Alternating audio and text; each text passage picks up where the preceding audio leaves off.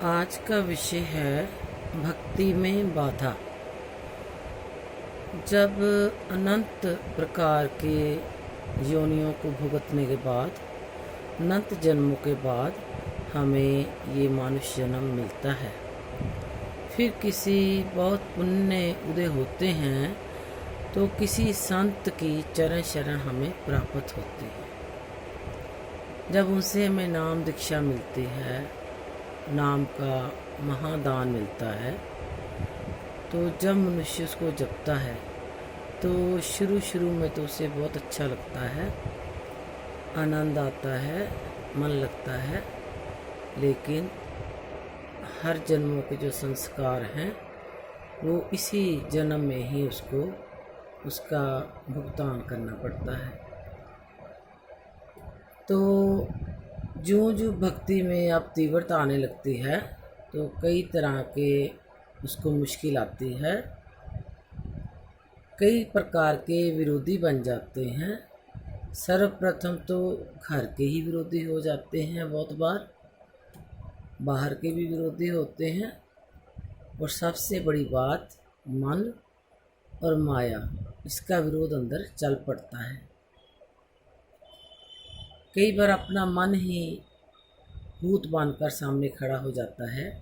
व्यर्थ के भाव, निरर्थक संकल्प, कोई ऐसी सूक्ष्म भावनाएं जो भक्ति में बाधा पैदा करती हैं।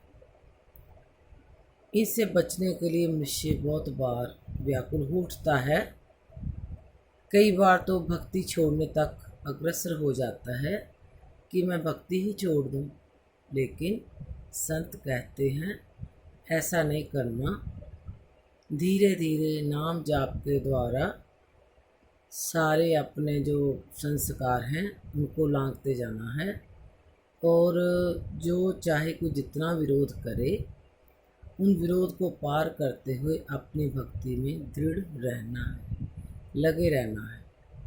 भक्ति से कदम पीछे नहीं हटाना, ऐसा संत कहते हैं।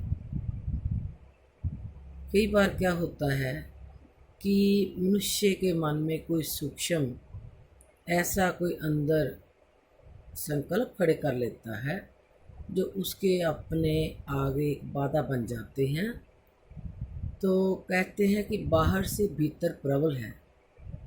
अगर बाहर की आपके शरीर पर कोई चोट, कोई घाव या कुछ हो तो वो तो ठीक हो जाता है, लेकिन भीतर के जो है अंदर कोई कुभाव समा गया, कोई कुदृष्टि समा गई, कोई ऐसे व्यर्थ संकल्प समा गए, तो जब भी आप जप करने बैठोगे तो वो आपको जप करते समय वो आपके सामने आते जाते हैं। अपने ही बनाए संकल्प मनुष्य को तंग करना शुरू कर देते हैं।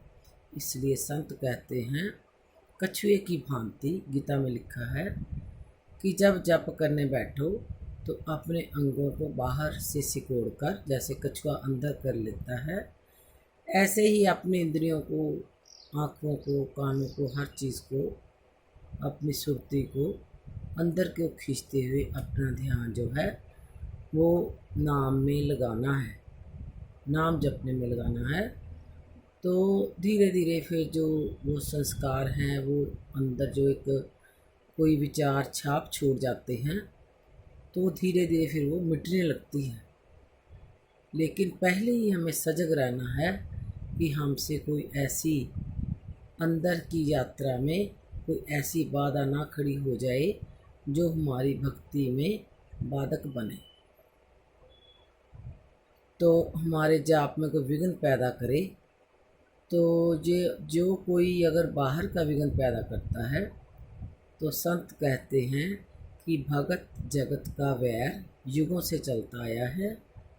इस जगत के लोगों के वैर की परवाह नहीं करनी, विरोध की परवाह नहीं करनी। जो ईश्वर का प्यारा होता है उसकी वो राम आप रक्षा करते हैं, गुरु आप रक्षा करते हैं, उसे सब तरह से हर ओर से बचा लेते हैं, उसको अपनी रक्षा का कवच पहना देते हैं जो उसकी रक्षा करता है।